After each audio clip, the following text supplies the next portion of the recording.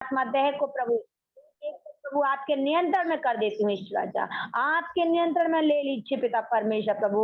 हमारा ध्यान इधर उधर नहीं परंतु आपके आत्मिक मन की ओर लगा दीजिए। उद्धार करता प्रभु यीशु मसीह के नाम से मांगती हूँ, आमीन आमीन आमीन आमीन आमीन।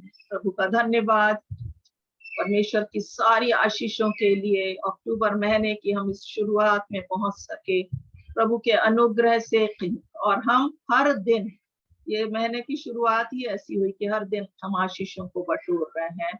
और आज फिर हम पूरे विश्वास करते हैं कि आज डॉक्टर मंजुला बंडबास दमोह से हैं और 50 साल उन्होंने उससे बढ़कर स्कूल और प्रिंसिपलशिप और एजुकेशन डायरेक्टर रह करके सेवाओं को दिया, अभी भी दे रही हैं। और परमेश्वर की उस गहरी उपस्थिति में रह के जो पवित्र आत्मा उन्हें सिखाया, आज हम उनसे सुनेंगे। हम उनका स्वागत करते हैं और परमेश्वर हम सबों को आज आशीष देने जा रहा है। आमीन। यदि आप तैयार हैं रिसीव करने के लिए तो अपने वीडियोस को भी खोल के बैठिए। ना जाने कौन सी बात, कौन सी किस समय पवित्र आत्मा आपको छुए और आपसे बातचीत करे। हालेलुया। जितने लोग खोल सकते हैं, परिस्थितियां बहुत विकट हो तो बात दूसरी है, परंतु आप कोशिश करिए जब आराधना में बैठते हैं तो स्थिर हो करके, जैसे हम कलीसिया में जाते, हम तैयार होते, हमको टाइम लगता है इन सब बातों के लिए आने जाने में, लेकिन जब हम प्रभु की उपस्थिति में बैठते हैं, चाहे घर में हो, तो हम थोड़े से समय में बहुत सी आत्मिक बातों को सीखने पाएंगे।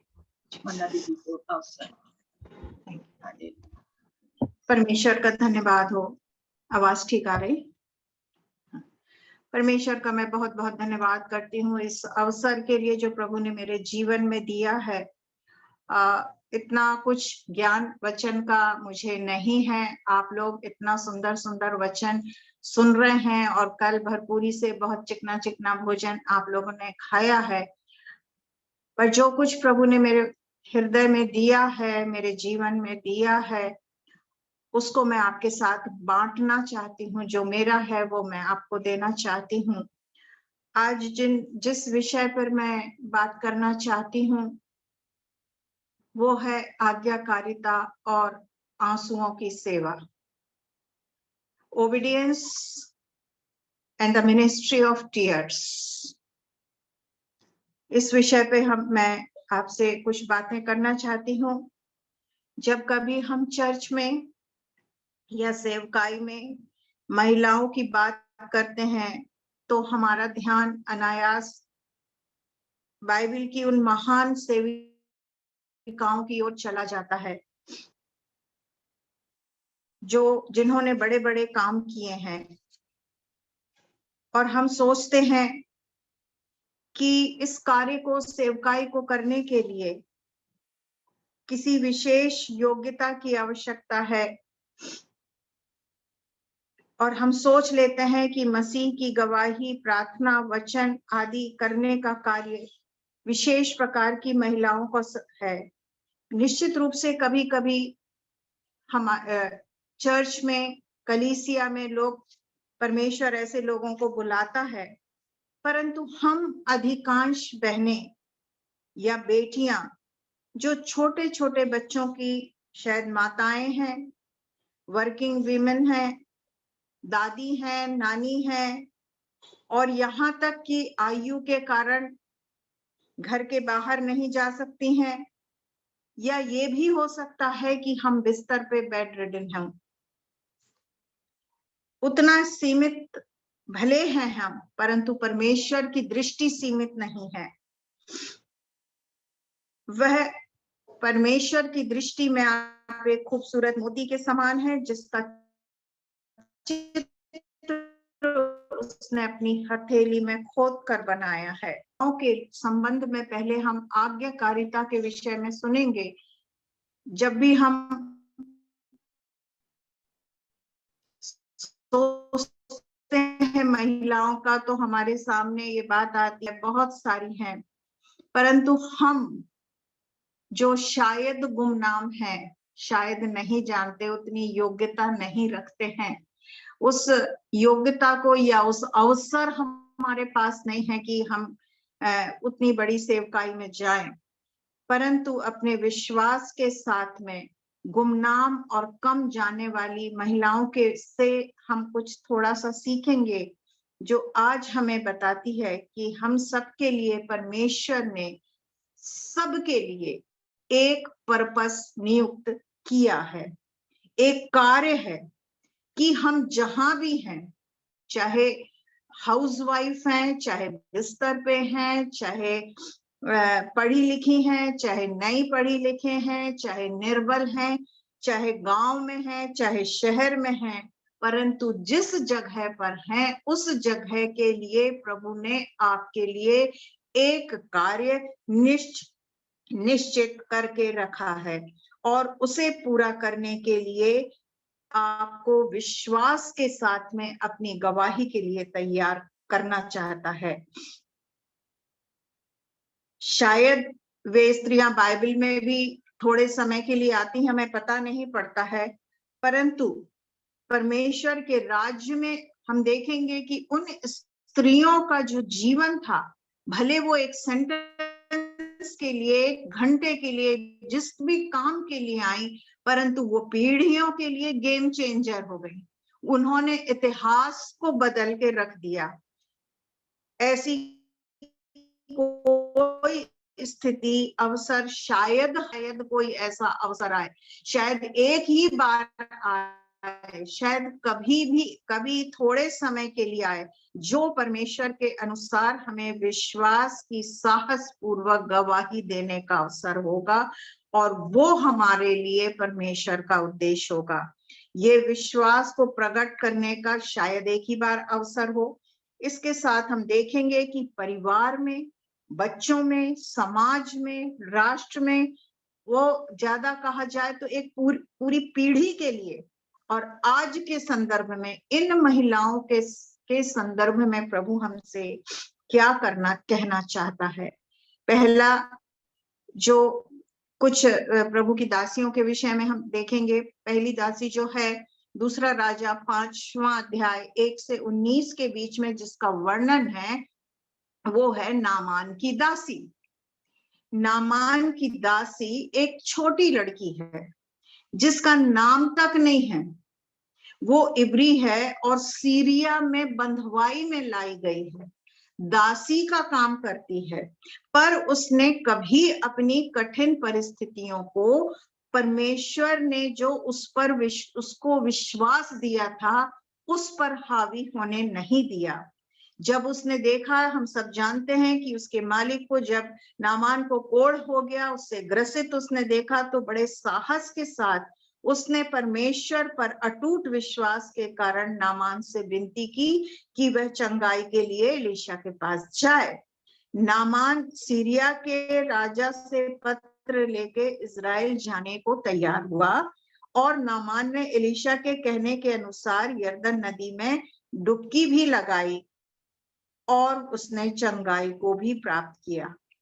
ये चंगाई तो मिली, परंतु उससे भी महत्वपूर्ण एक काम नामान के जीवन में हुआ, जब वो कहता है, वो आत्मिक रूप से भी परिवर्तित हो गया, और उसने ये घोषणा की कि 5वें की 15वीं आयत में, सुन, अब मैंने जान लिया है समस्त पृथ्वी में इजराइल के परमेश्वर को छोड़कर और कहीं परमेश्वर नहीं है। ना केवल कोढ़ से चंगाई पाई, पर आत्मिक रूप से भी उसने चंगाई पाई।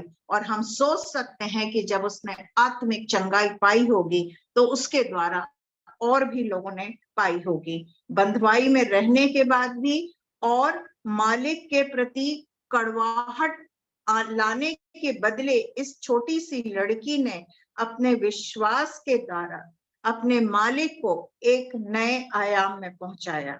वह विश्वास, यह गवाही उसको कहां से मिली होगी? वो तो छोटी सी लड़की थी। निश्चित रूप से हम कह सकते हैं कि बंधुआई के पहले जब वो माता पिता के साथ रहती होगी, उन्होंने प्रभु के विषय में उसको समझाया होगा, बताया होगा, गवाही दी होगी, उसने स्वयं देखा होगा अपने माता पिता को आराधना करते, और वो जो बीज उसके अंदर चला गया उसने समय पर आकर अपने कार्य को किया, और वो कठिन परिस्थिति में, किसी भी स्थिति में वो समाप्त नहीं हुआ। दूसरी दासी के विषय में हम देखते हैं कि नूह की पत्नी, यद्यपि बाइबल में नूह की पत्नी का नाम नहीं दिया गया, उसके बारे में बहुत कुछ लिखा भी नहीं गया, पर हम जो माताएं हैं, हम जो पत्नी हैं, हम जो जवान बच्चों की माताएं हैं, जो छोटे बच्चों की माताएं हैं, जो हम कलीसिया और समाज के बीच में हम रहते हैं, हम अपने दिमाग की टीवी पर उसको चित्र को देखें कि क्या होता होगा उसके साथ में, कल्पना करके देखें उसकी क्या स्थिति होती होगी, क्योंकि जो बात परमेश्वर ने की थी कि जहाज बना और ये कर और वो कर, वो उसके पति से की थी, नूह से की थी, परमेश्वर ने पत्नी से नहीं की थी। तो जब नूह ने पत्नी को बताया, पर उसने उतना ही विश्वास परमेश्वर पे किया और अपने पति के ऊपर भी किया। परंतु यह सब कुछ बहुत आसान नहीं था जब हम सोचते हैं उसके विषय में, परंतु वो एक अच्छी पत्नी थी, अच्छी माँ थी, और इससे बढ़कर परमेश्वर के प्रति एक वफादार विश्वासी थी। पत्नी के रूप में हम देखें तो परमेश्वर के कारण नूह पर उसने परमेश्वर के कारण विश्वास किया, और जब नूह काम करता होगा तो वो पूरे परिवार को संभालती होगी। और माता के रूप में हम देखें तो पूरे परिवार को संभालती होगी। और आप ये सोचिए कि जब बच्चे खेलने जाते होंगे तो जब बच्चे उसका मजाक उड़ाते होंगे, उन बच्चों से बोलते होंगे कि तेरे पापा तो पागल हो गए हैं, तुम्हारी माँ क्या करती। आप सोच के देखिए, एक दिन नहीं, 2 दिन नहीं, वर्षों वर्षों वर्षों, जो लोग जानते ही नहीं थे पानी क्या गिरता है, पानी क्या होता, बच्चे भी घर आके पूछते होंगे कि पापा पानी कैसे गिरेगा, माँ पानी क्या होता, कैसे गिरेगा, क्या होगा, और बच्चे कैसे ताना मारते होंगे, उसको पड़ोस की स्त्रियां उसको कैसे ताना मारती होंगी, और वो उसके बावजूद भी फिर ऐसा करते करते जब वर्षों वर्षों वर्षों हो गए और नूह अपना काम करता रहा, जो छोटे बच्चे थे वो जवान हो गए, उनकी शादियां हो गई, और जो बहुएं आई उसको भी वो उसी विश्वास में लेकर आई, उसी विश्वास में लेकर आई जिसको वो जी रही थी। क्या ये आसान होगा? जब चारों तरफ के लोग ऐसा बोलते होंगे, वो बहुएं आई और उनको भी सिखाया, और ना केवल वो सबकी बातें सुनती रही, कितना कष्टदायक होगा। और फिर उसके बाद में ये काम वर्षों चला, और वर्षों के बाद में जब पानी गिरने लगा तो 40 दिन तक उस जगह में वो अपने परिवार को संभालती रही। आप सोच सकते हैं, अंधेरा होगा, कोई लाइट नहीं होगी, अंधेरा होगा, एक अनसर्टेनिटी की स्थिति होगी, अनिश्चितता की स्थिति होगी, बाहर क्या हो रहा है, कैसा पानी गिर रहा है, जहाज डोलता होगा तो क्या हो रहा है, क्या नहीं हो रहा है। और उसके बाद में जब जहाज रुका, तब जब बाहर निकले, तब उसके सामने कैसी चुनौती होगी कि अपनी जिंदगी को, अपने परिवार को एक नए सिरे से प्रारंभ करना, कितना क्या उसके सामने चुनौतियों और विश्वास के साथ में वो आगे बढ़ी। क्या आज हम अपनी परिस्थितियों को नहीं देख सकते हैं? क्या अनिश्चितता की स्थिति हमारे पास में नहीं है? क्या कई बार हमको समाज के सामने लज्जित होने नहीं पड़ता है? क्या हमारे सामने भी वो अंधकार का समय समझ नहीं आता, ये कब खत्म होगा, कब खत्म होगा? परंतु हमारा परमेश्वर असंभव को संभव करता है, और असंभव अंधकारमय परिस्थिति में केवल विश्वास से चलना नूह की पत्नी हमको सिखाती है कि अंधकार में विश्वास के साथ में कैसे चलना है। इसके बाद में शिप्रा और पुआ दासी। शिप्रा और पुआ दासी, हम सब कहानियां जानते हैं।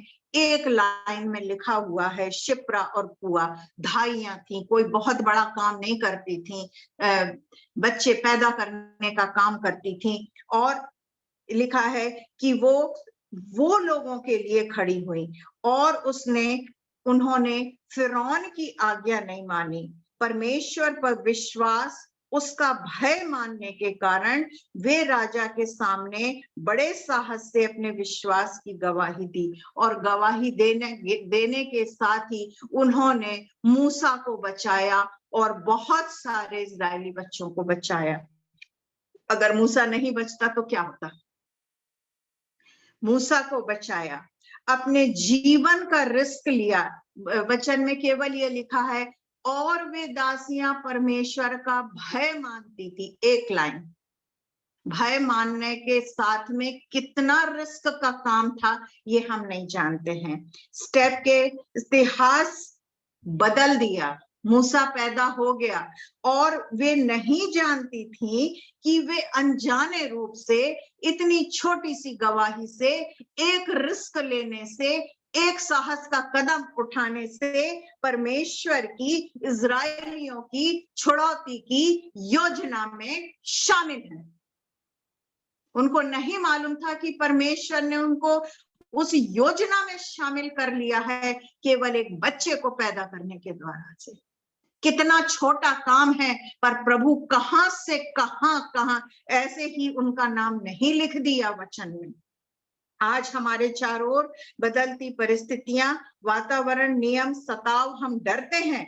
एक पे एक आज्ञा निकलती है, ये नियम बदलते जा रहे हैं, ना जाने क्या होगा। परंतु हम जानते हैं कि जब हम छोटे से छोटे कार्य के लिए कदम बढ़ाएंगे तो हम उसकी पता नहीं कौन सी योजना में परमेश्वर हमको शामिल कर लेगा। इसके बाद की जो पत्नी है वो है पिलातूस की पत्नी। पिलातूस की पत्नी, बाइबल में पिलातूस की पत्नी के विषय में बहुत नहीं लिखा है, परंतु इतिहासकार बताते हैं कि वह राजा अगस्तुस की पोती थी और रोमी राजकुमारी थी। यीशु मसीह के सताव और ट्रायल की चरम सीमा के समय,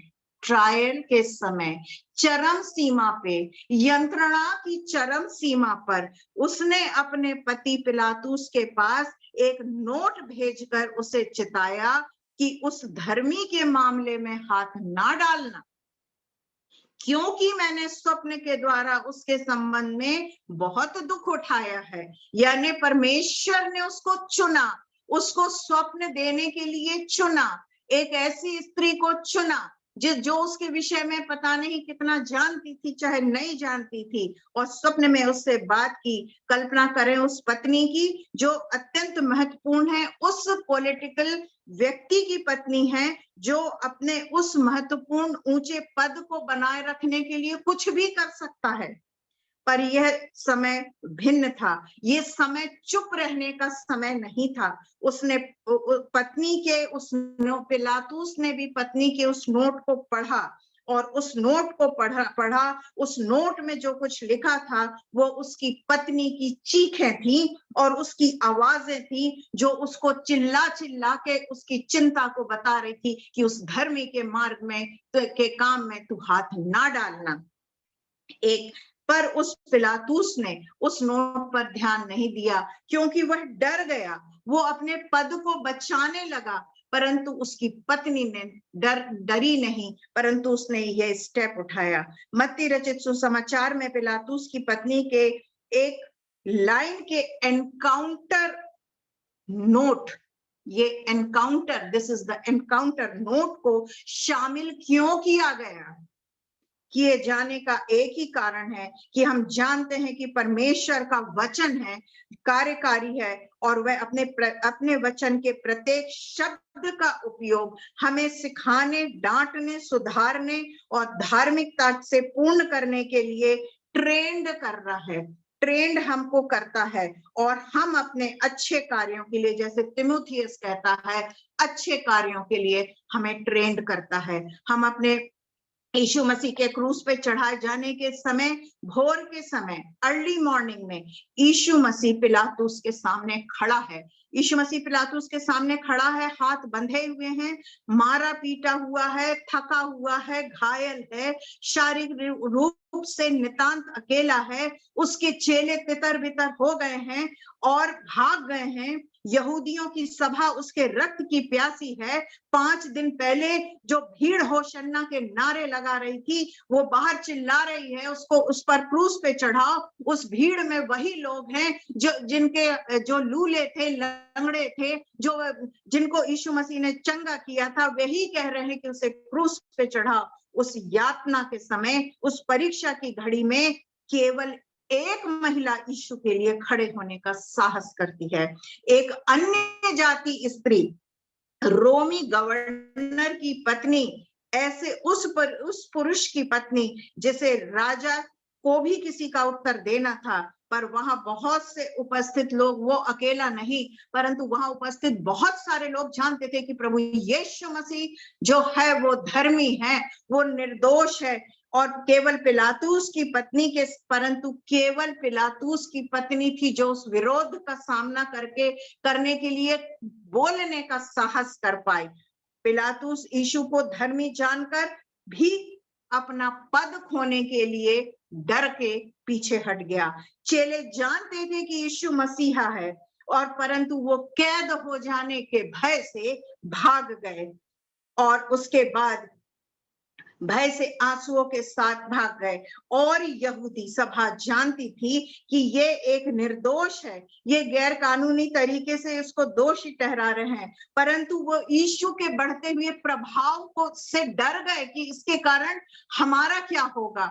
वे डर गए, वे भाग गए, वे चले गए, और यीशु अकेला रह गया। उस बड़ी भीड़ में अकेला रह गया। उस बड़ी भीड़ में परमेश्वर ने एक स्त्री को चुन लिया कि वह अपने सक्रिय विश्वास के द्वारा बिना भय के परमेश्वर के पुत्र की गवाही दे। जब यीशु दोष लगाने वालों के सामने यंत्रणा के स्थानों पर शांत रहा, परमेश्वर ने अपने पुत्र को निर्दोष प्रमाणित करने के लिए, घोषणा करने के लिए 7 लोगों को चुना था। उन्हें उसकी गवाही देने का अवसर दिया था। यहूदा इस्करियोती को, पुन्तुस पिलातुस को, हेरोद अंतिपास को, पिलातुस की पत्नी को, क्रूस पे मरते हुए डाकू को, रोमी सूबेदार को और रोमी पहरेदार को। पर हम जानते हैं इनमें से कुछ ने ही इस अवसर का फायदा उठाया, इस अवसर का लाभ उठाया। और जब सब कुछ शांत थे, जब सब भयभीत थे, तब ये स्त्री ने अपनी आवाज को उठाया। 3 लोगों ने प्रभु की गवाही दी। पिलातुस की पत्नी ने गवाही दी, और उस रोमी सूबेदार ने गवाही दी, और उस मरते हुए डाकू ने गवाही दी। 3 लोग जो कि दृश्य पटल पे कहीं नहीं थे, परंतु उनने गवाही दी। हमारा विश्वास ऐसी परिस्थिति में केवल हृदय में रहेगा, या कभी हम अपने कार्यों के द्वारा, गवाही के द्वारा उसे प्रकट करेंगे? यदि परमेश्वर का वचन कहता है, यदि हम चुप रहेंगे तो पत्थर चिल्ला उठेंगे। परमेश्वर ने पत्थरों को चिल्लाने के लिए रखा। और भी बहुत सारी दासियां हैं। लोइस और यूनिके के संबंध में हम जानते हैं, पौलुस तिमुथियस के पत्री में स्वयं कहता है कि तिमुथियस के विश्वास की चर्चा करते हुए कहता है, इसकी नानी और माता के विश्वास की चर्चा करता है कि ये तो वहां से ट्रांसफर होके आया है, 3 पीढ़ियों से ट्रांसफर होके आया है, और वो उसकी गवाही देता है। इसी के साथ में केवल एक लाइन में नेगेटिव बात कही गई है कि किसी स्त्री के लिए नहीं लिखा वचन में कि इसको याद रखो, उसको याद रखो, उसको याद रखो। एक ही वचन परमेश्वर का कहता है कि लूत की पत्नी को याद रखो। किसी को याद रखने के लिए नहीं कहा, वो नेगेटिव कैरेक्टर है। वो लूत की पत्नी को केवल कहा, लूत की, और वो भी यीशु मसीह ने कहा लूत की पत्नी को याद रखो।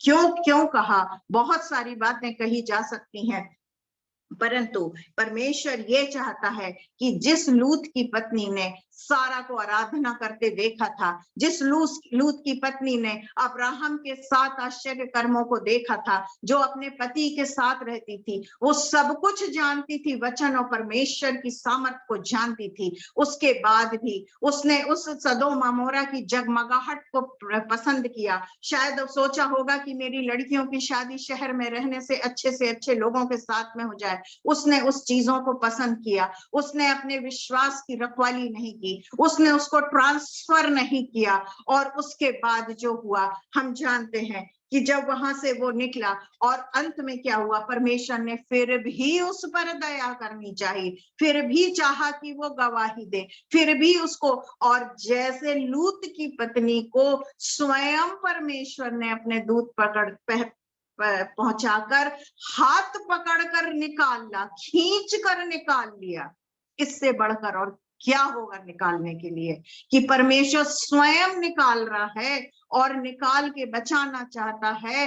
लगभग बच गई है, लगभग सैल्वेशन हो गया है, लगभग निकल आई है, फिर क्या हो गया, परंतु जो उसका हृदय था वो पीछे चला गया, वो साहस नहीं कर पाई जाने का, उसका मन पीछे चला गया। और ये हमको बहुत ज्यादा हमको सोचने पर मजबूर करता है कि जहां हम दे रहे हैं गवाही कि हम नहीं दे रहे हैं, हम क्या कर रहे हैं, नेगेटिव है हमारा रोल कि पॉजिटिव है। परमेश्वर चाहता है कि हम भयभीत ना हो परंतु आगे बढ़ें। परमेश्वर स्वयं इंटरफियर करके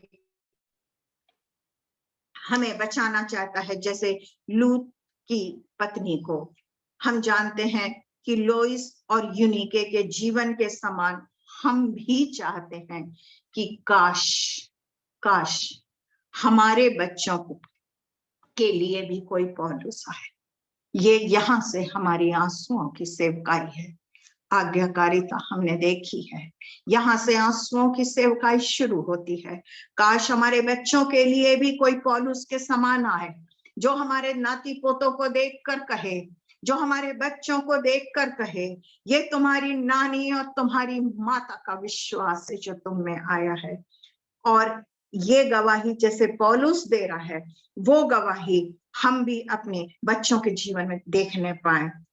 यहाँ पर हम 3 पीढ़ियां देखते हैं, नानी है, माता है और उसके आगे बेटा है, यानी प्रभु का वचन, उसका विश्वास, उसकी गवाही ट्रांसफर होता चला जा रहा है। एक पीढ़ी से दूसरी पीढ़ी से तीसरी पीढ़ी में ट्रांसफर होता जा रहा है। ट्रांसफर केवल विश्वास और वचन ही नहीं होता, पर जो कुछ हमारे जीवन में अनवांटेड है वो भी ट्रांसफर होता है। अगर हमारे जीवन में कुछ अनवांटेड है, गलत है, श्राप है, अनगॉडली सीड्स हैं, वो भी ट्रांसफर होते हैं। प्रतिदिन सूर्य उगता है, वह कभी परमेश्वर थकता नहीं, सोता नहीं, उसकी दृष्टि से कुछ भी छिपा नहीं है। वो क्रिएटर है और वो हमारे जीवन को जानता है, वो हमारे जीवन की हर बात को जानता है कि हमारी पिछली पीढ़ियों में ऐसा कुछ तो नहीं है, क्या अच्छा है, क्या बुरा है, क्या गलत हो गया है, उसे वह अपनी क्रिएशन से उसको नया बनाना चाहता है। हम जाने कि वह कौन सी बातें हैं जो हमारे लिए श्राप हो सकती हैं, जो अभाव हो सकती हैं, और वो जो थी तो वो थी, पर अब हम जो यहाँ हैं उन बातों को कैसे हम आशीष के रूप में ले जा सकते हैं। भजन संहिता 78:8 में कहता है, वो कहता है कि इस पीढ़ी के लोग ये ऐसे नहीं हैं। भजन संहिता 78 और 8, समय शायद नहीं होगा इतना पढ़ने के लिए, परंतु उसमें है, और अपने पितरों के समान ना हो, उन्होंने भूमि के ऊपर, तो वो चाहता है, क्योंकि उस पीढ़ी के लोग तो हठीले झगड़ालू थे, उनका मन स्थिर नहीं था और उनकी आत्मा ईश्वर के समान नहीं, सच्ची नहीं रही। अपनी पीढ़ी के समान, यदि खराब पीढ़ी, खराब से मतलब है विश्वास योग्य पीढ़ी नहीं है, तो फिर हमको कुछ करना है। इसका क्या अर्थ है कि पीढ़ियों का चलन, साइकिल, पैटर्न बदलता जाता है। आवश्यक नहीं कि हमारी पीढ़ी में कोई श्राप ही हो, हमारे परिवार की फैमिली लाइन में कोई, चाहे पास्ट में कोई दुष्टता के कार्य प्रभाव हो सकता है कि मिले हों या ना मिले हों। परमेश्वर अपने लिए एक नई पीढ़ी उस ईश्वरीय बीज से उत्पन्न कर सकता है। हो सकता है हमारे बाप दादों में से किसी के जीवन में कोई हत्यारा होगा, हम नहीं कह सकते 6 पीढ़ी पहले कौन मूर्ति पूजक था, कौन व्यभिचारी था, जो था वो था, परंतु ये है इस तरफ मेरी पीढ़ी है, मैं बीच में हूं, तो जो मेरे पीढ़ी में जो था, शायद कोई मर्डर था, शायद कोई व्यभिचारी था, शायद कोई मूर्ति पूजक था, पर मैं तो इस पीढ़ी को देखती हूँ और मैं चाहती हूँ कि मेरी इस पीढ़ी से एक ऐसा बच्चा निकले, एक ऐसा नाती निकले, एक ऐसा पोता निकले, ऐसा परपोता निकले जो कि परमेश्वर के मिशन के लिए, परमेश्वर की सेवकाई के लिए खड़ा होने वाला हो सके। इसलिए हर अविश्वास योग्य पीढ़ी ये सबसे महत्वपूर्ण है। इसलिए हर अविश्वास योग्य पीढ़ी और विश्वासी पीढ़ी के बीच में परमेश्वर एक व्यक्ति को चुनता है। जैसे हमने देखा, एक व्यक्ति को अपॉइंट करता है जो परिवर्तन लाने के लिए दृढ़ निश्चयी हो और यह की है, और वह व्यक्ति लिंक होता है, 2 पीढ़ियों के बीच का लिंक होता है, और वह लिंक है जो नाके में खड़े होने वाला होता है। वो नाके में खड़ा होता है, वो परमेश्वर के द्वारा चुना हुआ होता है। वह क्या मैं और आप वो लिंक बन सकते हैं? जैसे हमने कुछ महिलाओं के जीवन में देखा, हो सकता है कि हमारी पीढ़ियों में कोई बड़े बड़ी बातों में कोई लिप्त ना हो, पर ये तो हो सकता है कि वे मसीही होकर भी परमेश्वर के राज्य में उसके उद्धार की योजना में शामिल ना हो। ये तो हो सकता है। हम चाहते हैं कि हमारी फैमिली लाइन धार्मिक गतिविधियों और नामधारी मसीहियों के जीवन से निकलकर एक उद्धार की और परमेश्वर से एक रिलेशनशिप के जीवन में आ जाए। विश्वासी के अनंत जीवन में लाने की जिम्मेदारी हमारी है। शायद हमारी प्रार्थनाएं, इच्छा है कि हमारे बच्चे, हमारे नाती पोते परपोते सेवकाई परमेश्वर के प्रति प्रेम और प्रचार के लिए समर्पित हो जाएं। चाहे कुछ भी हो, परंतु उसका लिंक आप है, नाके में आपको खड़े होना है। यदि आपका ऐसा कोई स्वप्न है अपने बच्चों, अपनी आने वाली पीढ़ी के लिए, तो इस चुनाव को के लिए आप दृढ़ निश्चयी हो जाएं। हम इस दर्शन के प्रति समर्पित हो जाएं। पेरेंट्स और फोरफादर के बीच में हम एक लिंक बन जाएं। निश्चित रूप से परमेश्वर अपनी हमारी आशा के अनुरूप हमारी प्रार्थनाएं सुनता है, पर नेगेटिव साइकिल को तोड़ने और उसके प्रभाव को बनाए रखने के लिए हमें परमेश्वर के साथ सहयोग करने का प्रयास करना चाहिए। हमारे द्वारा ट्रांसफर की जाने वाली सबसे बहुमूल्य भेंट जो है वो हमारे वचन नहीं है, परंतु हमारा जीवन है, हमारी विश्वसनीयता है। क्योंकि हम बच्चों को जितना बोल के नहीं कर सकते, अपने जीवन से सिखा सकते हैं। और यहाँ पर मैं अपनी माता की गवाही देना चाहूंगी, जिसके कारण से आज मैं यहाँ पे खड़ी हूँ। वो 2 पीढ़ियों के बीच में लिंक में खड़ी होने वाली महिला थी। वो आज्ञाकारी थी, उसकी आंसुओं की सेवकाई थी। ये आंसुओं की सेवकाई और आज्ञाकारिता के बीच का जो लिंक है वो मैंने अपनी माँ में देखा है। वो ऐसे समय में खड़ी हुई जब हमने वर्षों तक के कभी कहीं उद्धार का नाम ही नहीं सुना था कि ऐसा भी कुछ होता है। हमारे परिवार में कहीं कभी कोई ऐसा बात नहीं थी, कोई गलत बातें नहीं थी। बड़े ओहदे पे होने पे पापा के जीवन में कोई गलत बात नहीं थी। और प्रतिदिन हमारे घर में फैमिली प्रेयर होती थी, वचन पढ़ा जाता था, और कहीं भी रहे चर्च जाना अनिवार्य था। बहुत अच्छा परिवार था, सब कुछ हमारे यहाँ था। परंतु जो नहीं था उसके लिए परमेश्वर ने मेरी माता को चुना, क्योंकि जो आज्ञाकारी हो सकती थी, जो आंसुओं की सेवकाई में शामिल हो सकती थी, जो लिंक बन सकती थी, जो नाके में खड़ी हो सकती थी, और आज उसके द्वारा ना केवल हम 5 भाई बहन, परंतु हमारी दूसरी पीढ़ी, हमारी तीसरी पीढ़ी और न जाने कितनी पीढ़ियां वो एक माता के आंसुओं से बचाई जाएंगी। ना केवल आने वाली पीढ़ी, परंतु मेरी माता के आंसू से उनके पिता बचाए गए। पिछली पीढ़ी को भी परमेश्वर ने बचाया। वो मेरी माता थी, इसलिए मैं नहीं कह रही, परंतु मैंने आज्ञाकारिता और आंसुओं का संगम वहां पे देखा है, उस नाके पे देखा है, और मैं जानती हूँ कि मेरी माता के जीवन और उनके आंसुओं का जो फल है आज हम देख रहे हैं। पर अब हमारे लिए क्या? मेरी माँ ने अपना कार्य किया, अब हमारे लिए क्या? अब आपके लिए क्या? यहाँ एक चुनौतीपूर्ण प्रश्न हमारे लिए है, किस तरह हम अपने जीवन के द्वारा परमेश्वर की विश्वसनीयता दूसरी पीढ़ी में ट्रांसफर कर रहे हैं। इसका उत्तर है कि आज हम परमेश्वर के कार्यों को उतना क्यों नहीं देख रहे हैं, क्योंकि परमेश्वर कहता है कि मैं, निर्गमन 20:5 और 6 में कहता है कि मैं 4 पीढ़ियों तक पोतों पर पोतों का दंड या श्राप दूंगा, 4 पीढ़ियों तक दूंगा। परंतु उसके आगे कहता है, पर 1000 पीढ़ियों तक अपने प्रेम और आशीष देता रहेगा उनके लिए जो आज्ञा मानकर उससे प्रेम करते हैं।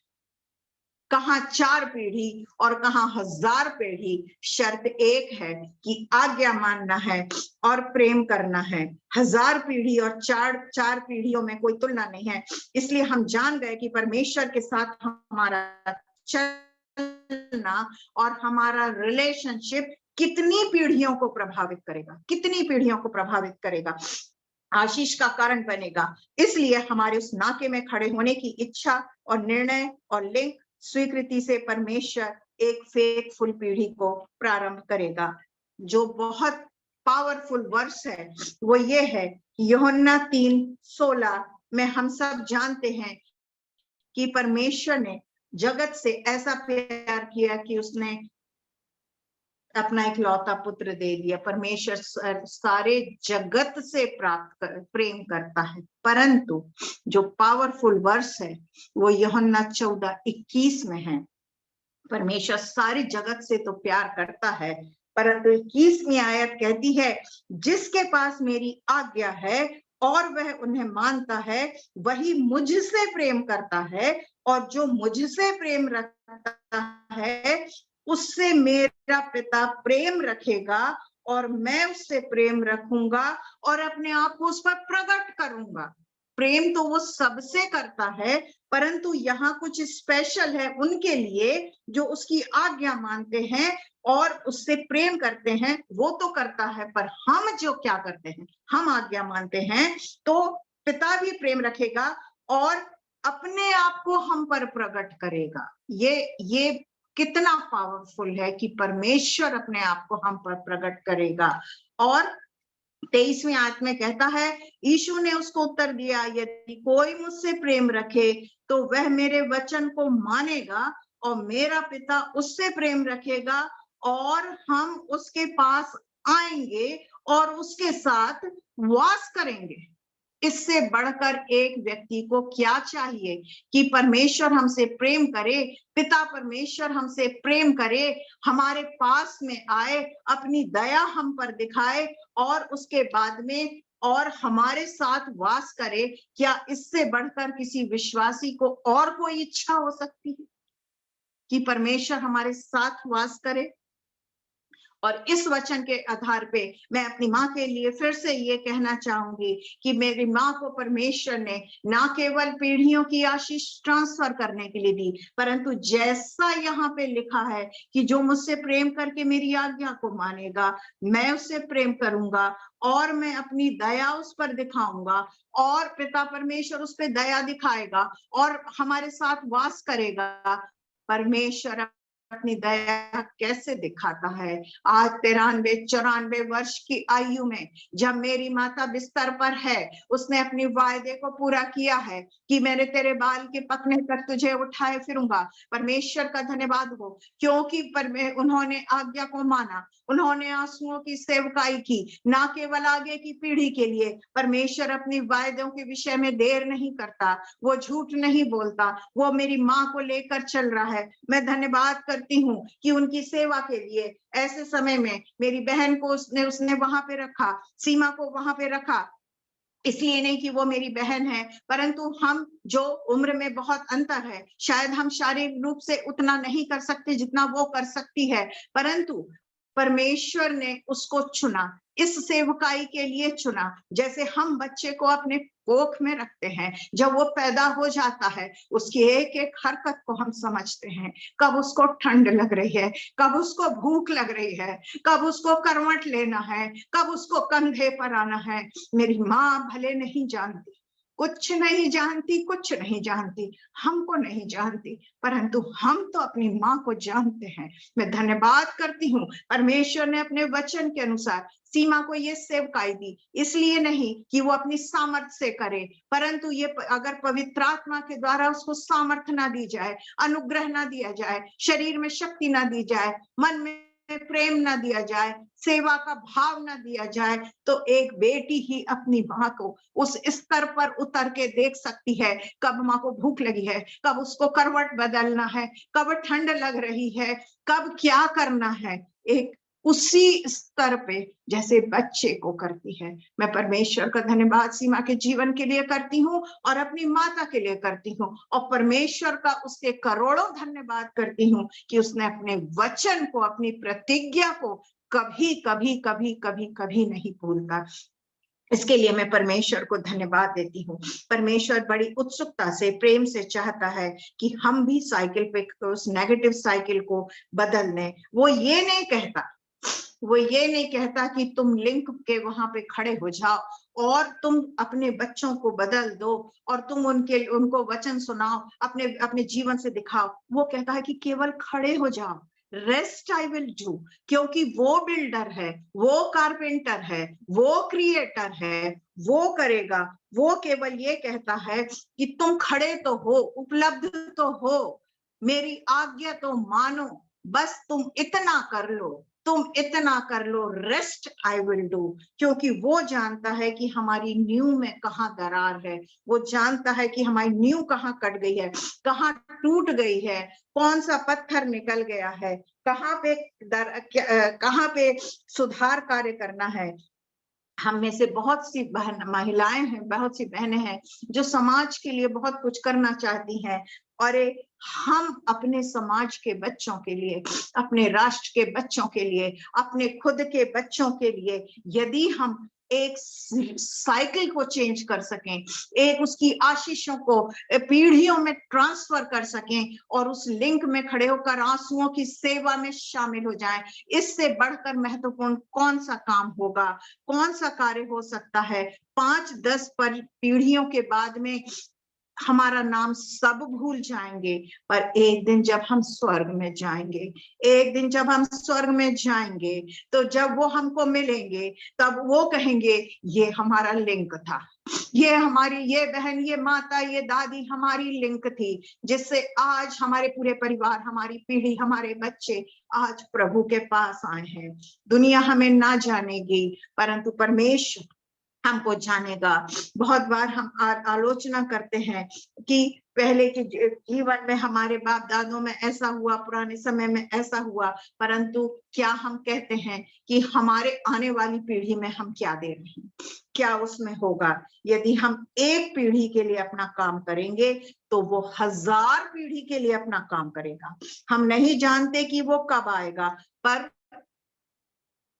हम ये भी नहीं चाहते हैं कि वो 1000 पीढ़ी तक रुका रहे, परंतु जब तक वो ना आए, तब तक जितनी पीढ़ियां होंगी हमारी, उतनी पीढ़ियों में वो कार्य करेगा, और तब हमारा नाके में खड़ा होना 1000 पीढ़ियों तक, अंत तक प्रभावित करता रहेगा। और जो मैं आंसुओं की सेवकाई की बात आपसे कर रही हूँ, उसके लिए मेरे पास में शब्द नहीं है, इसलिए मैं कुछ वचन पढ़ना चाहती हूँ और उन वचनों को मैं आपके समक्ष रखना चाहती हूँ। आप स्वयं उन वचनों को पढ़ेंगे उसको नहीं और टच उस करो, पर अभी मनन करेंगे।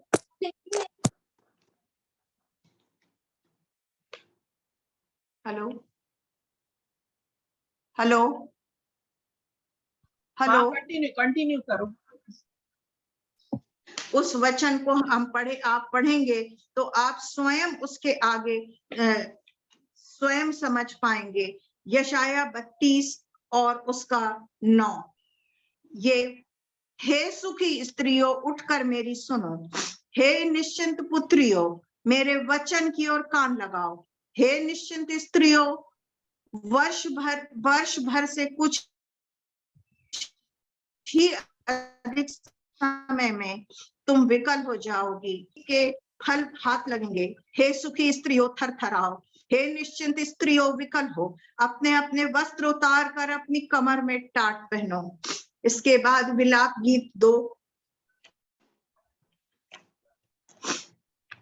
विलाप गीत 2 उसका 11वीं 12वीं 18वीं और 19वीं आयत।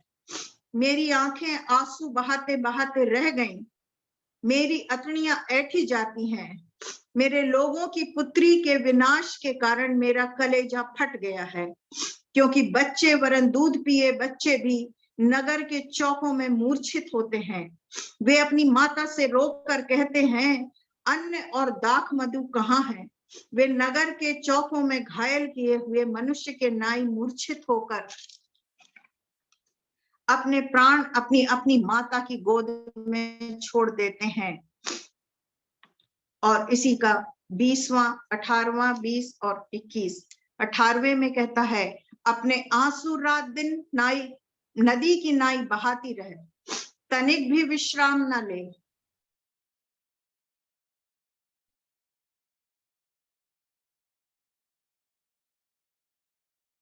न तेरी आंख की पुतली चैन ले। रात के हर पहर के सिरे पर भूख के कारण मूर्छित हो रहे हैं, उनके प्राण के निमित्त अपने हाथ उसकी ओर फैला। यहोवा दृष्टि कर और ध्यान से देख, तूने यह दुख दिया कि किसको दुख दिया। ये वचन जो है आज आत्मिक भोजन से ना मिलने से मूर्छित होते चले जा रहे हैं। और इसके बाद में यिर्मयाह 9 उसका 17 18 20 और 21।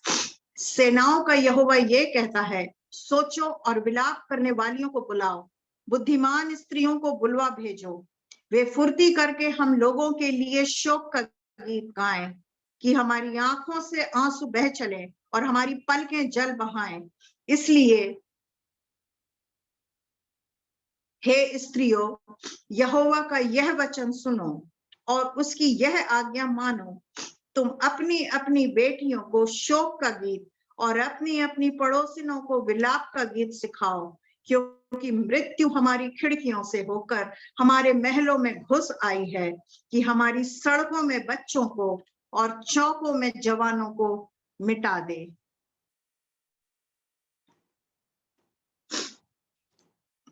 खिड़कियों में से मृत्यु आ गई है। टीवी है और अब मोबाइल है, टिप्स पर हैं, सब कुछ है। आज पाप को पाप नहीं कहा जाता, व्यभिचार को व्यभिचार नहीं कहलाया जाता, कानूनी जामा पहनाया जा रहा है, चाहे वो लिव इन रिलेशनशिप हो, चाहे वो होमोसेक्सुअलिटी हो, चाहे कुछ भी हो, ये सब हमारे कल्चर में शामिल हो गया है। पर याद रखें, जो पाप है सो पाप है, चाहे कितना भी छुपा लें। अकान के समान वचन के आधार पे बच्चों के समझाने पर, यदि आज हम बच्चों को समझाने जाते हैं तो जनरेशनल गैप समझकर वो 10 बातें हमें समझा देते हैं। उसका उनके पास में रीजंस हैं, उनके पास में बहुत सारे तर्क करने की बातें हैं, और जो बातें नहीं जानना है वो सब उनके टिप्स पे है, एक टच पे उनके पास में उपलब्ध है। मृत्यु खिड़की से हमारे अंदर आ चुकी है, तो फिर हम क्या करें? बच्चे नहीं सुनते तो हम क्या करें? 38 वर्ष के रोगी की तरह किनारे बैठकर पानी हिलाए जाने का इंतजार ना करें। पानी हिलाया जा चुका है। प्रभु के निकट आए, विश्वास का कदम बढ़ाएं, आज्ञाकारी बन जाएं। वचन कहता है बीज बोता रह, हाथ को ना रोक, नाके में खड़े होकर वचन के बीजों को बोना है, आंसुओं के बीजों को बोना है। जब बच्चे हमारे नहीं सुनते, हमें नहीं कहना है, परंतु जो सुनता है उसको कहना है और वो कार्य करेगा। हम नहीं कर सकते हैं, इसलिए प्रभु कहता तुम केवल नाके में तो खड़े हो, केवल आंसू तो बहाओ। Rest I will do it, rest I will do it. मैंने किया है और मैं करूंगा। तुम्हें केवल आज्ञाकारी होके अपने घुटनों पर आकर तुम बीज तो बो, तुम आंसुओं के बीज तो बो। यदि हम ढीले होकर हियाव न छोड़ दें तो हम समय पर कटनी काटेंगे। ये वचन कहता है। वचन 126 भजन संहिता 126 5 और 6 में कहता है जो आंसू बहाते हुए बोते हैं वो जय जयकार करते हुए लवने पाएंगे। और चाहे बीज बोने वाला बीज लेकर रोता हुआ चला जाए, परंतु वह फिर पूलियां लिए हुए जय जयकार करते हुए निश्चय लौट आएगा। निश्चय, ये मेरे प्रभु का वचन है, निश्चय लौट आएगा। और फिर ये भी कहता है कि कदाचित रात को रोना पड़े, परंतु बिहान को आनंद होगा। और इसके बाद में जब हम नाके में बैठकर हम रोएंगे, हम आंसुओं को बोएंगे, तो वो व्यर्थ ना जाएंगे, क्योंकि वो हमारे आंसुओं को अपनी कुप्पी में रख लेगा। वो हमारे आंसुओं को अपनी कुप्पी में रख लेगा। और लिखा है कि वो एक दिन हमारी आंखों से सारे आंसू पोंछ डालेगा। एक दिन हमारी आंखों से सारे आंसू पोंछ डालेगा। आइए अपने बच्चों के लिए, आने वाली पीढ़ियों के लिए आज्ञाकारिता के साथ एक लिंक, एक इंस्ट्रूमेंट होने के लिए अपने आप को समर्पित करें, आंसुओं की सेवकाई के लिए समर्पित करें। चार्ल्स स्पर्जन जो कि बहुत बड़े प्रभु के दास थे, लर्नेड व्यक्ति थे, बहुत बड़े थे, उन्होंने इस सेवा को और इस प्रार्थना को एक नाम दिया था, लिक्विड प्रेयर। इस प्रार्थना को वो कहते हैं ये लिक्विड प्रेयर है। आज हम समर्पित करें अपने आप को और अपने सोचें, क्या हम उस लिंक में खड़े होने जा रहे हैं? क्या हम नाके में खड़े होंगे? क्या हम आंसू बहाएंगे? हमें कुछ नहीं करना है, प्रभु से सब कुछ कह देना है। ही नोज कहाँ दरार है, किसको सुधारना है, कैसे सुधारना है, कब सुधारना है, कहाँ सुधारना है। ही विल डू इट, क्योंकि वो क्रिएटर है, वो बिल्डर है, वो कारपेंटर है। He can do it. जो असंभव है उसको करेगा। हमारा पार्ट हम करें। यदि हम नहीं करेंगे तो कोई ना कोई जो परमेश्वर है वो किसी और से अपने लिए संतानों को उत्पन्न करेगा, परंतु हमारा क्या होगा? आज अपने आप फिर से समर्पित करें। इस वचन के द्वारा परमेश्वर हमको, मुझे और आपको अपनी आशीषों से भरपूर करे। धन्यवाद। Thank you Jesus. करुणा भलाई भी उसकी। Hallelujah, worship you Lord, hallelujah. आपका निर्णय, आपकी जिज्ञासा, आपकी आवश्यकता पवित्र आत्मा जानती है।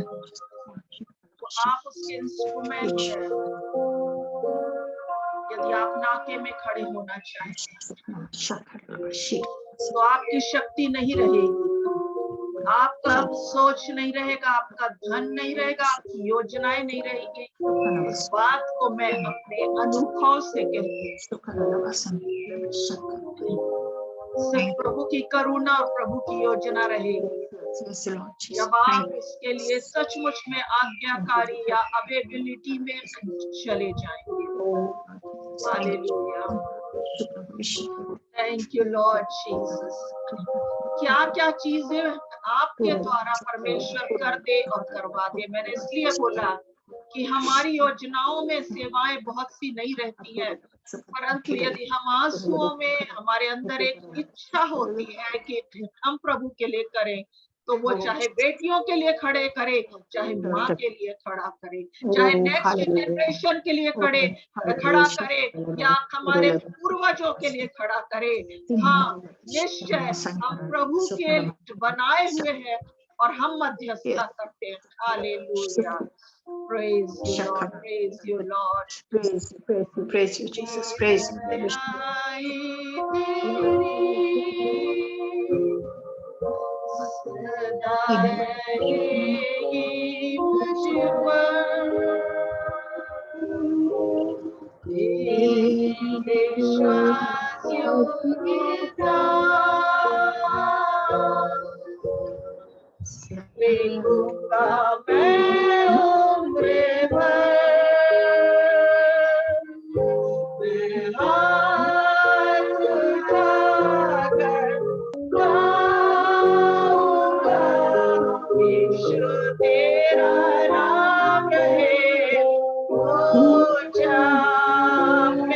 अपने घरों में उठा करके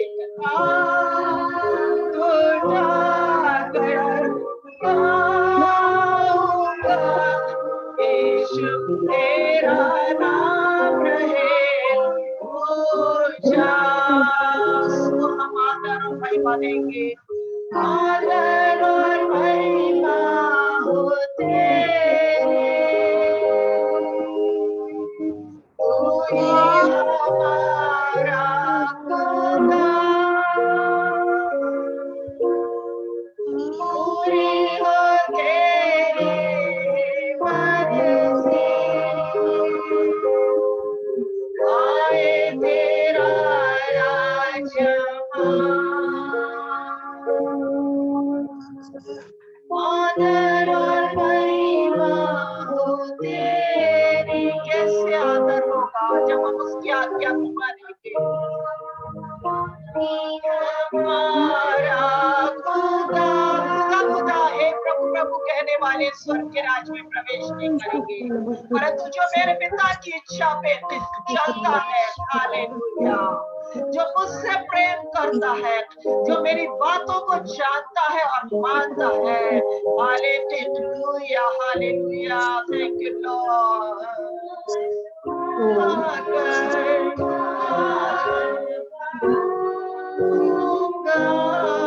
यीशु तेरा नाम रहे।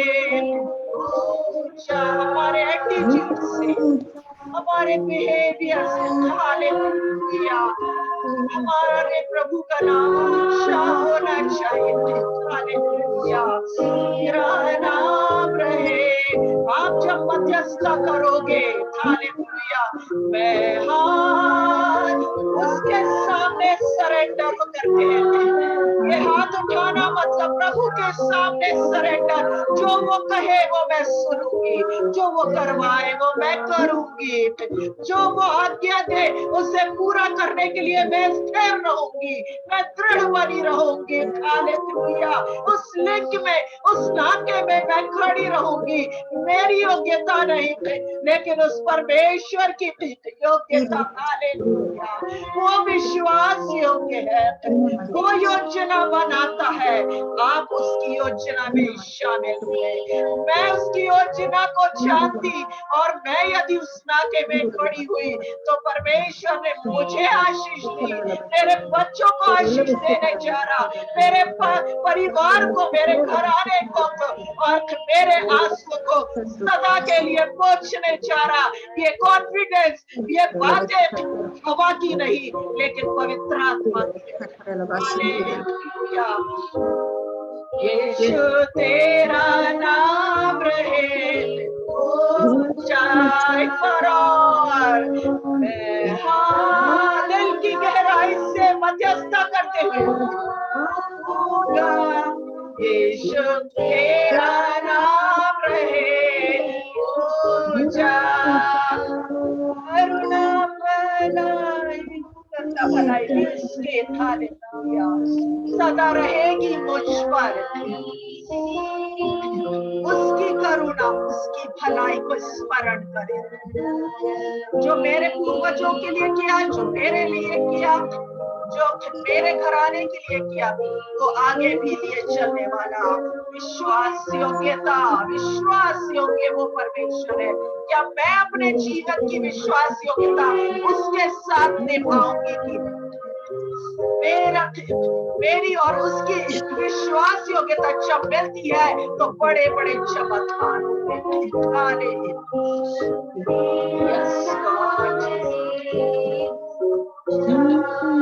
खाने से भर नहीं, लेकिन लाइफ स्टाइल से हालेलुया, जीवित पत्री के रूप में हालेलुया, हमारी देह पवित्र आत्मा के मंदिर के रूप में उसके कंट्रोल में हमारे विचार, हमारा बोलना, हमारा सोचना, हमारे देखना, हमारा परमेश्वर का होने के लिए हालेलुया। थैंक यू लॉर्ड, हमारा खुदा पूरी हो तेरी महिमा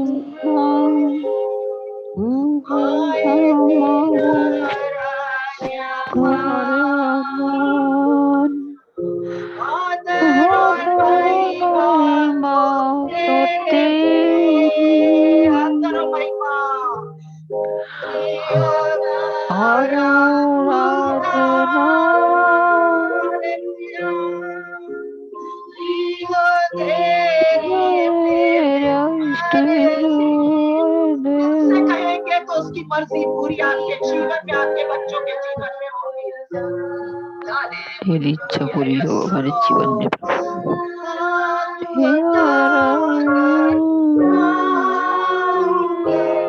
यीशु तेरा नाम रहे ऊंचा, कम हाथ उठाकर गाएंगे, यीशु का नाम रहे ऊंचा, कम हाथ उठाकर गाएंगे, यीशु आपका नाम रहे ऊंचा। मेरे प्रभु, ना सिर्फ हमारे जीवन में, लेकिन आज उस नाके में, उस ब्रिज के रूप में प्रभु जी, आपकी बेटियां यहाँ खड़ी है।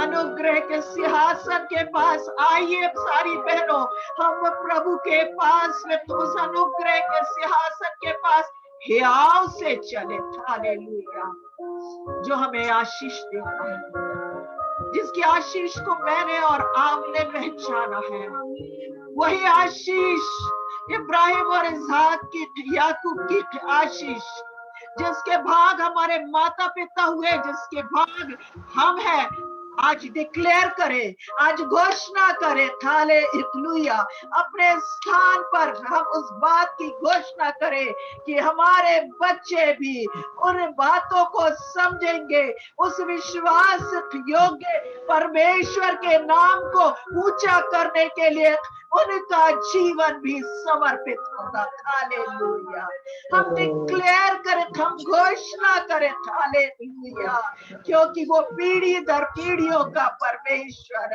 हालेलुया, वो रोग रूट को, वो कड़वी जड़ को उस परमेश्वर के सामर्थ्य नाम में, जो यीशु का नाम है, हम जड़ से उखाड़ करके फेंकते हैं। हालेलुया, जिस पौधे को मेरे प्रभु ने नहीं लगाया, यीशु ने नहीं लगाया, और जो परमेश्वर की योजना के अनुसार नहीं है, जो परमेश्वर नहीं चाहता, जो उसकी इच्छा के खिलाफ में है, आज और इसी समय पवित्र आत्मा की आग में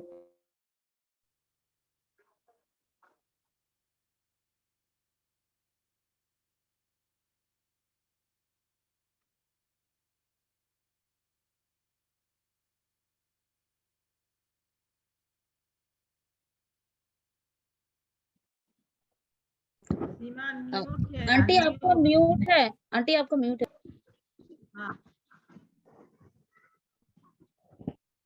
राजा राज्य करता है, सामर्थी प्रतापी राजा राज्य करेगा।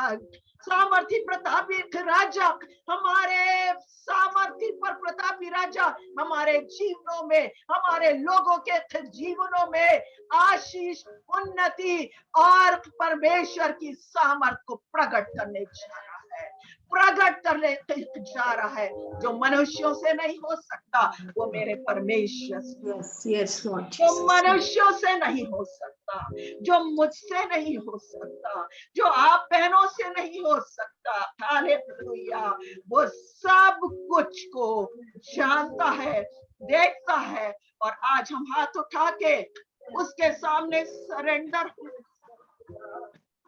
हम उसके सामने नम्र और दीन हो जाए, हम उसके सामने झुक जाए, हम उसके सामने साष्टांग प्रणाम करते, क्योंकि हम यही कहते सिर्फ आप राजा है, सिर्फ आप सामर्थी परमेश्वर है, जो हर समय में हमारे साथ रहते, हमारी परिस्थितियों को जानते, और आप ही वो सब कुछ कर सकते हैं जो हमने नहीं किया। प्रभु वो आप करते हैं और आप करवाते हैं प्रभु, और आप करने जा रहे हैं, वो आप करने जा रहे हैं, वो मेरा यीशु करने जा रहा है। जो आंसुओं के साथ बोते हैं वचन के साथ, जो आंसुओं के साथ बोते हैं, वो जय जयकार करते हुए लवने पाएंगे, जय जयकार करते हुए लवने पाएंगे। और हम आज डिक्लेयर करते हैं कि एक से एक बीज, एक एक आंसुओं का हिसाब प्रभु आपकी कुप्पी में हो चुका है। आपके सामने वो आंसू जो हर एक माताओं के हैं, वो पीड़ाओं के हैं, दर्द से भरे हैं, ओ जो नानी और दादी के आंसू हैं, वो हमारी संतान और बेटे और पर पोते और नाती और सबके ऊपर आशीष और आशीष को उपजाएंगे, आशीष और आशीष को उपजाएंगे। हालेलुया। विश्वास करते, हम ये विश्वास करके आज ग्रहण करते हैं बहनों, हम ये विश्वास करके आज प्रभु के वचन को स्वीकार कर लेते थे कि हम बहुत जल्दी पटनी काट करके पूलियां बांधते, पूलियां बांधते हुए जय जयकार करने पाएंगे। पूलियां, आप जानिए पूलियां क्या होती, वो गट्ठों को बांधेंगे, सिर्फ एक बीज से एक पेड़ की बालें नहीं, लेकिन अनेक अनेक अनेक बच्चे। यदि मैं सोचूं कि मेरा एक ही बच्चा है तो क्या मैं एक ही को नहीं, लेकिन आप भी ऐसा सोचे आपके 2 संतान है तो शायद 2 ही पेड़ नहीं। परमेश्वर की आत्मा कहती है जब तक मैं माता होके ना उठी तब तक गांव सुने थे। आज अनेकों की माताएं, आज अनेकों के लिए यदि आपने आंसू बहाया जिसको आप जानते भी नहीं, जो आपके इर्द गिर्द है, जिसको लिए परमेश्वर अनजाने में आपकी आत्मा में बोझ देने जा रहा है, और आप उसके लिए विश्वास योग्य आज्ञाकारी होकर के यदि प्रार्थना करेंगे, आज्ञाकारी होकर आंसू बहाएंगे, तो वो फसल बहुत बड़ी खेत और खलिहानों में आपको ऐसी पूलियां देने चाह रहा। Hallelujah. Yes Lord, I receive Lord.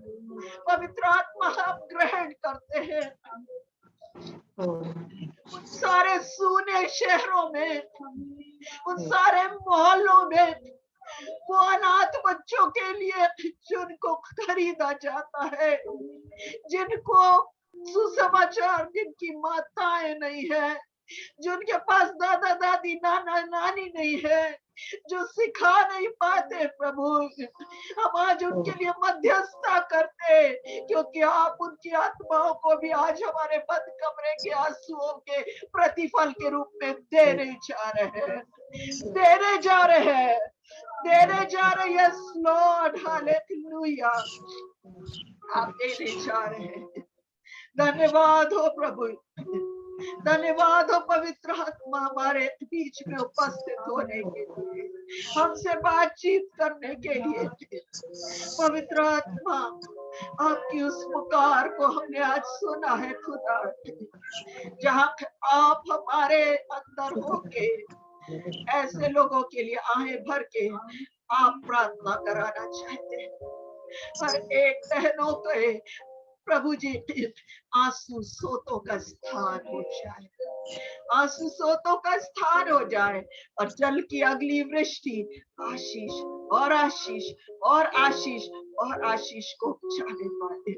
हजारों में लाखों में हमें आत्मिक संतान के रूप में पवित्र आत्मा, हमें वो बच्चे, हमें वो बुजुर्ग, हमें वो जवान, हमें वो सारे लोग चाहिए जो अभी आपके पास में नहीं आए, जिनके जीवन नहीं बचे। आज हम उनको ब्लेस करते, उनके लिए उद्धार की योजना को खोल दिया प्रभु जी। हालेलुया, आपने कुंवारी मरियम को खोला। हालेलुया, आज हम आत्मिक कोखों को खोलते हैं प्रभु। हम अपने हाथों को पसार करके हजारों लाखों लोगों को बहुत जल्दी यीशु मसीह में मानते हैं। हालेलुया, बचाइए प्रभु जी, और नरक की आग में जाने से बचा लीजिए। संसारिकता में, जो अज्ञानता में है, जिनके कान सुन्न हो गए, जिनके कानों में सुनाई नहीं देता आत्मा की बातें, जिनकी आंखों के छिलके नहीं गिरे, उनकी आंखें आज यीशु मसीह के नाम में ज्योतिर्मय होने पाए। जिनके हृदय पत्थर के हृदय हैं, आज यीशु मसीह के नाम से टूट जाए। जो प्रभु को नहीं जानते, आज उनकी मुलाकात उस शाऊल के पौलुस में बदल जाए। हालेलुया, आज वो एनकाउंटर हो जाए। हालेलुया, आज वो बदलाहट को प्रभु जी थे, आज हम तो उस परिवर्तन को, आज हम उस परिवर्तन को डिक्लेयर करते थे। We declare it, we declare in the mighty name of Jesus. Hallelujah, अनेकों के परिवर्तन को हम अपनी आत्मिक और शारीरिक दोनों आंखों से देखने जा रहे हैं। उस प्रोफेटिक वर्ड को आप रिसीव करिए। आपकी मुरादें, आपके मनोरथ, आपके दिल की धड़कनें, हालेलुया, उन सारे लोगों को देख के खुश होने जा रही है। हम पूलियां बांधते हुए जय जयकार करने जा रहे हैं, पूलियां बांधते हुए जय जयकार करने जा रहे हैं, क्योंकि महाप्रतापी राजा शीघ्र आने जा रहे हैं। वो जजमेंट डे के पहले उस अंतिम समय की जागृति के कार्य को करने जा रहा है। मेरे और आपके आंसुओं के रूप में हमें इस्तेमाल करेगा बहनों, और कर रहा है।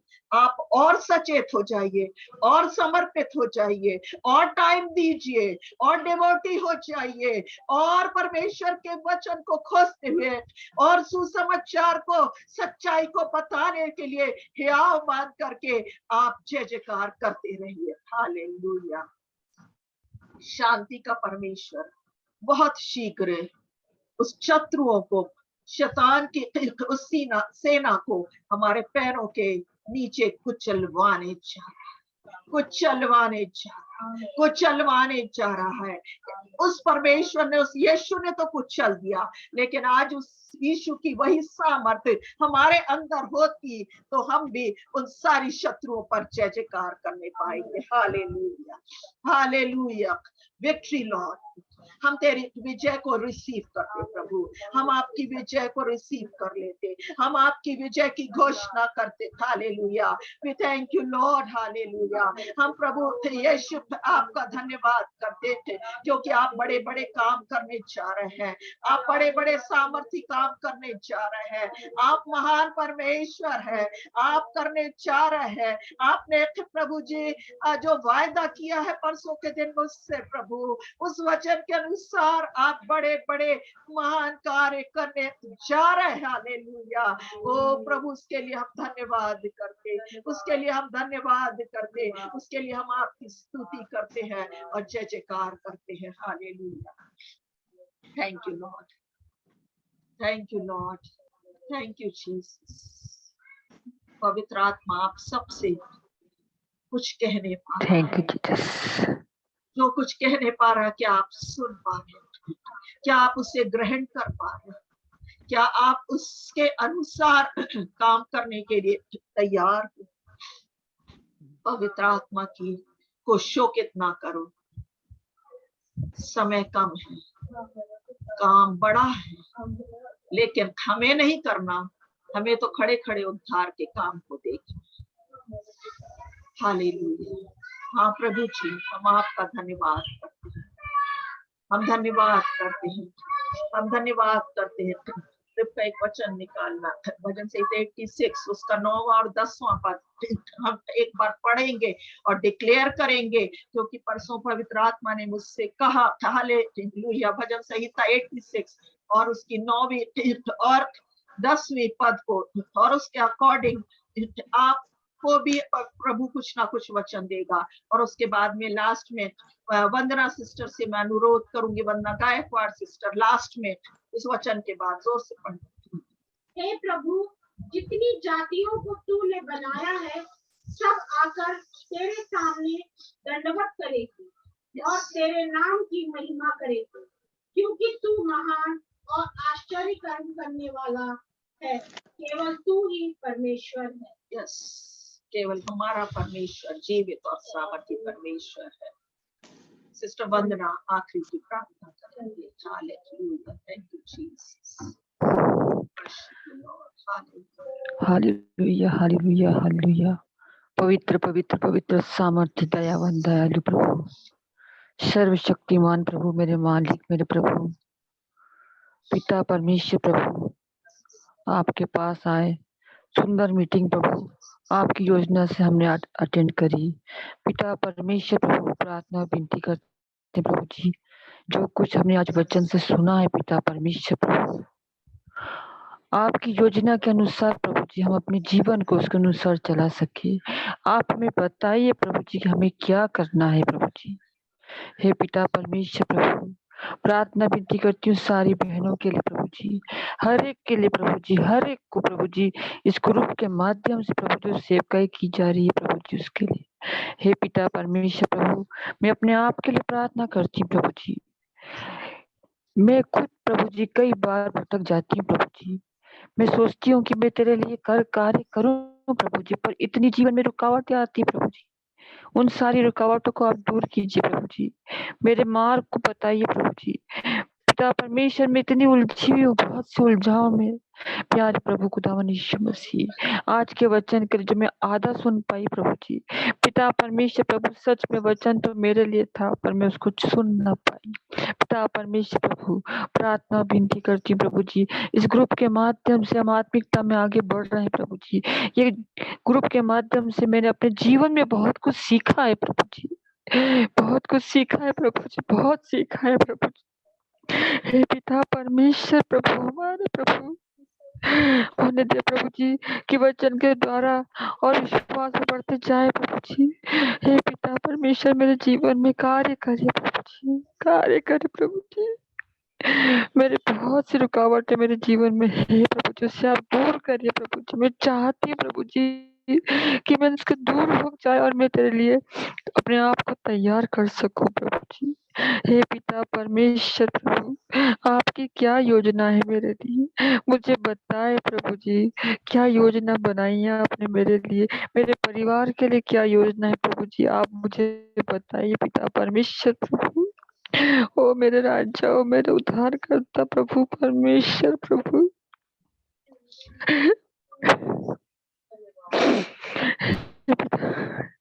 हे पिता परमेश्वर, सभी बहनों को आशीषित करिए प्रभु, सभी के साथ रहिए प्रभु।